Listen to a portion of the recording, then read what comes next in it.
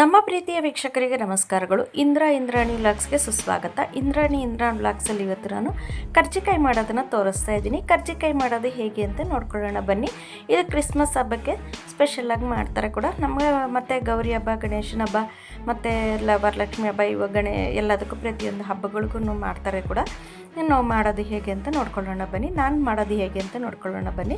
ನಾನು ನೋಡಿ 2 ಕಪ್ಪಿನಷ್ಟು ಕಡಲೆಪಪ್ಪನ ಹಾಕ್ಕೊಂಡಿದ್ದೆ. ಕಡಲೆಪಪ್ಪನ ನಾನು ಅರ್ಧಂಬರ್ಧ ಪೌಡ್ರ್ ಮಾಡ್ಕೊಂಡಿದ್ದೀನಿ. ಅರ್ಧಂಬರ್ಧ ಪೌಡ್ರ್ ಮಾಡಿಕೊಂಡು 3 ಕಪ್ಪು ಕಡಲೆಪಪ್ಪನ್ನ ಹಾಕ್ಕೊಂಡಿದ್ದೀನಿ. 2.5 ಕಪ್ ಕಡಲೆಪಪ್ಪು ಹಾಕಿದ್ದೀನಿ, ಅದು 3 ಕಪ್ ಆಗಿದೆ. 2 ಕಪ್ಪಿನಷ್ಟು ನಾನು ಕಾಯಿ ತುರಿನ ಹಾಕ್ಕೊಂಡಿದ್ದೀನಿ. ಒಣಗಿದ ಕೊಬ್ಬರಿನ ತುರಿನ ಹಾಕ್ಕೊಂಡಿದ್ದೀನಿ. 2 ಕಪ್ ಹಾಕ್ಕೊಂಡಿದ್ದೀನಿ. 2 ಕಪ್ ಹಾಕ್ಕೊಂಡಿದ್ದಾದಮೇಲೆ ನೋಡಿ, ಇವಾಗ 2 ಕಪ್ ಹಾಕ್ಕೊಂಡಿದ್ದಾದಮೇಲೆ ನಾನಿವಾಗ ಎಳ್ಳನ್ನು ಗಸಗಸೆ ಹಾಕ್ಕೊಳ್ತಿದ್ದೀನಿ. ಗಸಗಸೆ 1-2-3 ಸ್ಪೂನ್ ಹಾಕ್ಕೊಂಡಿದ್ದೀನಿ. ಗಸಗಸೆ 3 ಸ್ಪೂನ್ ಹಾಕ್ಕೊಂಡಿದ್ದಾದಮೇಲೆ ಅದನ್ನು ಹುರ್ಕೊಂಬಂದುಬಿಡೋಣ. ಗಸಗಸೆ ಮತ್ತು ಕಪ್ಪು ಎಳ್ಳನ್ನು ಹಾಕ್ಕೊಳ್ತಾಯಿದ್ದೀನಿ. ಕಪ್ಪು ಎಳ್ಳನ್ನು 4 ಸ್ಪೂನ್ ಹಾಕ್ಕೊಳ್ತಾಯಿದ್ದೀನಿ. 4 ಸ್ಪೂನ್ ಕಪ್ಪು ಎಳ್ಳನ್ನು ಹಾಕ್ಕೊಂಡು ನಾವು ಚೆನ್ನಾಗಿ ಹುರ್ಕೊಂಡು ಎರಡನ್ನೂ ತರಿಯಾಗಿ ಪೌಡ್ರ್ ಮಾಡ್ಕೊಂಡು ಹಾಕ್ಕೊಳ್ತಾ ಇದ್ದೀನಿ. ಕಪ್ಪೆಳ್ಳು ಮತ್ತು ಗಸಗಸೆ ಎರಡನ್ನೂ ಸ್ವಲ್ಪ ತರಿಯಾಗಿ ಹಾಕ್ಕೊಂಡಿದ್ದೀನಿ. ಅರ್ಧ ಸ್ಪೂನ್ ಏಲಕ್ಕಿ ಹಾಕ್ಕೊಂಡಿದ್ದೀನಿ. ಅರ್ಧ ಸ್ಪೂನು ನಾನು 4 ಏಲಕ್ಕಿನ ಕಡಲೆಪಪ್ಪಲ್ಲಿ ಕೂಡ ಹಾಕ್ಕೊಂಡು ಮಿಕ್ಸ್ ಮಾಡ್ಕೊಂಡಿದ್ದೀನಿ. ಇದಕ್ಕೆ ನಾನು 2 ಕಪ್ಪಿನಷ್ಟು ಸಕ್ಕರೆನ ಹಾಕ್ಕೊಳ್ತಾ ಇದ್ದೀನಿ. 2 ಕಪ್ ಸಕ್ಕರೆ ಹಾಕ್ಕೊಳ್ಳೋಣ. ಇಷ್ಟು ಸರಿಯಾಗಿರುತ್ತೆ. ಇದನ್ನೆಲ್ಲ ಚೆನ್ನಾಗಿ ನಾವು ಮಿಕ್ಸ್ ಮಾಡ್ಕೊಳ್ಳೋಣ. ಇನ್ನು ಬೇಕಾಗಿದ್ದರೆ ಕಡಲೆಪಪ್ಪು ಹಾಕ್ಕೋಬೋದು. ಇದಕ್ಕೆ ಡ್ರೈ ಫ್ರೂಟ್ಸ್ ಕೂಡ ಹಾಕ್ಕೊಳ್ಳೋರು. ನಾನು ಇವಾಗ ಶಾಂಪಲ್ಗಿರಲಿ ಅಂತೇಳಿ ನಾನು ಇಷ್ಟೇ ಹಾಕಿದ್ದೀನಿ. ನೋಡಿ, ಇವಾಗ ಚೆನ್ನಾಗಿ ಮಿಕ್ಸ್ ಮಾಡ್ಕೋಬೇಕಾಗುತ್ತೆ. ಮಿಕ್ಸ್ ಮಾಡಿಕೊಂಡು ನೀವು ಟೇಸ್ಟ್ ನೋಡ್ಕೊಳ್ಳಿ ಹೇಗಿರುತ್ತೆ ಅಂತೇಳಿ. ಇದು ಒಂಥರ ಮಾಡಿ ನೋಡಿ. ಇದು ಊರನ್ನ ನಮಗೆ ಹಸಿ ಪುಡಿಯಾಗಿ ಹಂಗೆ ಬಾಯಿಗೆ ಸಿಗುತ್ತೆ, ಚೆನ್ನಾಗಿರುತ್ತೆ ಕೂಡ. ನೋಡಿ, ಈ ಥರ ಮಾಡ್ಕೊಳ್ಳೋಣ. ಈ ಥರ ಮಾಡ್ಕೊಂಡಿದ್ದಾದಮೇಲೆ ನಾನು ಮೈದಾ ಹಿಟ್ಟನ್ನು ಅರ್ಧ kg ಮೈದಾ ಹಿಟ್ಟು 100 ಗ್ರಾಮಷ್ಟು ನಾನು ಚಿರೋಟಿ ರವೆನ ಹಾಕಿ ಕಲಸಿಟ್ಬಿಟ್ಟಿದ್ದೆ. ಇದು ಕಲಸಿಟ್ಟಿರೋದು ನೋಡಿ ಇವಾಗ ಚೆನ್ನಾಗಿದೆ. ಇದಕ್ಕೆ ಒಂಚೂರು ಬಿಸಿ ಎಣ್ಣೆನ ಹಾಕ್ಕೊಂಡಿದ್ದೆ. ಬಿಸಿ ಎಣ್ಣೆನ ಹಾಕ್ಕೊಂಡು ನಾವು ಕಲಿಸಿದಾಗ ನಮಗೆ ಗರಿಯಾಗಿ ಚೆನ್ನಾಗಿ ಬರುತ್ತೆ. ನೋಡಿ, ಈ ಥರ ಉಂಡೆಗಳನ್ನಾಗಿ ಮಾಡಿಕೊಂಡು ನಾವು ಚೆನ್ನಾಗಿ ಒಂದೇ ಸಮನಾಗಿ ಉಂಡೆಗಳನ್ನ ಮಾಡ್ಕೊಂಬಿಡೋಣ. ಒಂದು ಹೆಚ್ಚು ಕಡಿಮೆ ಆದರೂ ಪರವಾಗಿಲ್ಲ. ನಮ್ಮ ಹಚ್ಚಲ್ಲಿ ಮಾಡ್ತೀವಲ್ಲ, ಕೈಯಲ್ಲಿ ತಿರ್ಗಿಸೋದಾದ್ರೆ ನಮಗೆ ಒಂದೇ ಸಮನಾಗಿ ಮಾಡ್ಕೋಬೇಕಾಗುತ್ತೆ. ಹಚ್ಚಲ್ಲಿ ಮಾಡೋದ್ರಿಂದ ನಾನು ಉಂಡೆಗಳನ್ನ ಮಾಡ್ಕೊಂಡಿದ್ದೀನಿ. ಇದು ಸ್ವಲ್ಪ ನಮಗೆ ಮಿಕ್ಕೋದನ್ನು ನಾವು ಸೇರಿಸಿ ಹಸಿಟ್ಟೊಳಗಡೆ ಹಾಕಿ ಮತ್ತೆ ಮಿಕ್ಸ್ ಮಾಡಿಕೊಂಡು ನಾವು ಹಾಕ್ಕೊಂಡಾಗ ಚೆನ್ನಾಗಿರುತ್ತೆ, ಒಣಗಿ ಬರೋದಿಲ್ಲ ಹಸಿಟ್ಟು ನಮಗೆ. ನೋಡಿ, ಇವಾಗ ಚೆನ್ನಾಗಿ ನಾವು ತೀಡ್ಕೊಂಬಿಡೋಣ. ನಾವು ಅದಕ್ಕೆ ಪೂರಿಗಿನ ತೆಳ್ಳಗೆ ತಿಡ್ಕೋಬೇಕಾಗುತ್ತೆ. ನಾವು ತುಂಬ ಮಂದಕ್ಕೆ ತಿಡ್ಕೊಂಡ್ರೆ ನಮಗೆ ಕರ್ಜಿಕಾಯಿ ಚೆನ್ನಾಗಿರೋದಿಲ್ಲ. ಪದರ ದಪ್ಪ ಒಂಥರ ಹಸಿಟ್ಟೆ ಬಾಯಿಗೆ ಸಿಕ್ಬಿಡುತ್ತೆ. ನಮಗೆ ತೆಳ್ಳಗೆ ಎಷ್ಟಾಗುತ್ತೋ ಅಷ್ಟು ನೋಡಿ, ತೆಳ್ಳಗೆ ಇದೆ ಪೇಪರ್ ಥರ ನಾವು ತೆಳ್ಳಗೆ ತಿಳ್ಕೊಂಡಿದ್ದೀವಿ. ಹಚ್ಚಿಗೆ ನಾವು ಹಾಕೋದಕ್ಕೆ ಮುಂಚೆ ನಾವು ಸ್ವಲ್ಪ ಎಣ್ಣೆ ಸವರ್ಕೋಬೇಕಾಗುತ್ತೆ.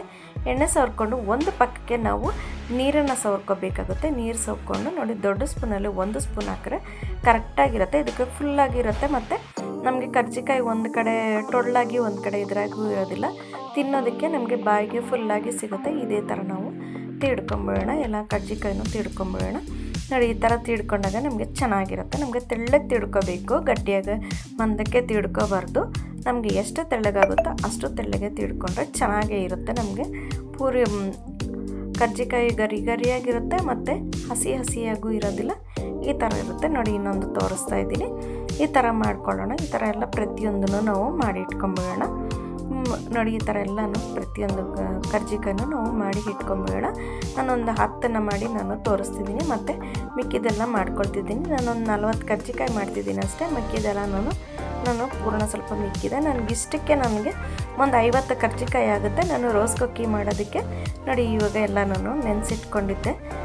ರೋಸ್ ಕುಕ್ಕಿ ಮಾಡೋಕ್ಕೆ ಮುಂಚೆ ಮಾಡಿದ್ದೆ. ರೋಸ್ ಕುಕ್ಕಿ ಎಲ್ಲ ಹಾಕಿದ್ದೀನಿ. ನೋಡಿ, ಈ ಥರ ಹಾಕ್ಕೊಬೇಕು. ಕರ್ಜಿಕಾಯಿಗೆ ನಮಗೆ ಮೀಡಿಯಮಾಗಿ ಎಣ್ಣೆ ಕಾಯಬೇಕು, ಜೋರಾಗಿ ಕಾಯಬಾರ್ದು. ಹಾಕಿದ ತಕ್ಷಣ ನಾವು ಎಲ್ಲನೂ ಹಾಕಿದ ತಕ್ಷಣ ನಾವು ಒಂದೊಂದೇ ತಿರುಗಿಸ್ಕೊಂಬಿಡ್ಬೇಕು.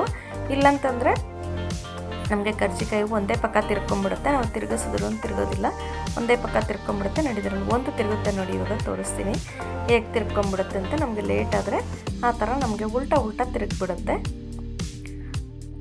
ನೋಡಿ, ಅದು ಒಂದು ತಿರ್ಕೊಂಬಿಡುತ್ತೆ. ನೋಡಿ, ಉಲ್ಟನೇ ತಿರುಗಿಬಿಡುತ್ತೆ. ನಮ್ಗೆ ಹಾಕಿದಾಗ ಪ್ರತಿ ಸರಿನೂ ಉಲ್ಟಾ ಮತ್ತೆ ನಮಗೆ ಮತ್ತೆ ಉಲ್ಟಾ ತಿರ್ಕೊಂಬಿಡುತ್ತೆ.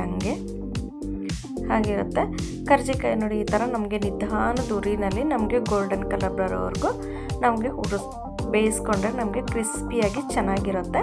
ಹಾಗಾಗಿ ನಾವು ಇದು ಮಾಡ್ಕೊಳ್ಳೋಣ. ನೋಡಿ, ತಿರುಗಿಸ್ಕೊಳ್ತಾ ಇರಬೇಕು. ಒಂದು 5 ನಿಮಿಷ ಬಿಟ್ಟು ನಾವು ಒಂದು ಸ್ವಲ್ಪ ಹೊತ್ತು ಬಿಟ್ಟು ನಾವು ತಿರುಗಿಸ್ಕೊತಾ ಹೋಗಬೇಕಾಗುತ್ತೆ.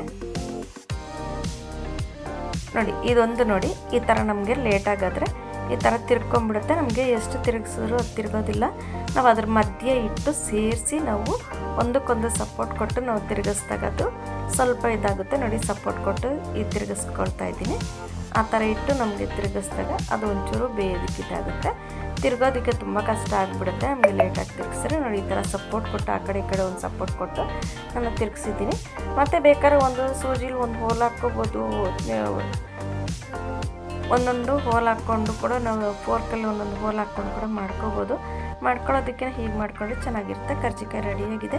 ನೀವು ಮನೇಲಿ ಮಾಡಿ ನೋಡಿ ಹೇಗೆ ಅನ್ನಿಸ್ತು ಅಂತ ಕಮೆಂಟ್ ಬಾಕ್ಸಲ್ಲಿ ತಿಳಿಸಿ. ನಮ್ಮದು ಇನ್ನೂ 2 ಚಾನಲ್ ಇದೆ, ಇಂದಿರಾ ಮನೆ ಅಡುಗೆ, ಇಂದ್ರಾಣಿ ವ್ಲಾಗ್ಸ್ ಇದೆ. ಅದೆರಡು ಚಾನಲ್ಗೂ ಸಪೋರ್ಟ್ ಮಾಡಿ. ದಯವಿಟ್ಟು ನಮ್ಮ ವಿಡಿಯೋನ ಸ್ಕಿಪ್ ಮಾಡದೆ ನೋಡಿದ್ದಕ್ಕಾಗಿ ಧನ್ಯವಾದಗಳು ವೀಕ್ಷಕರೇ. ನಮಸ್ತೆ.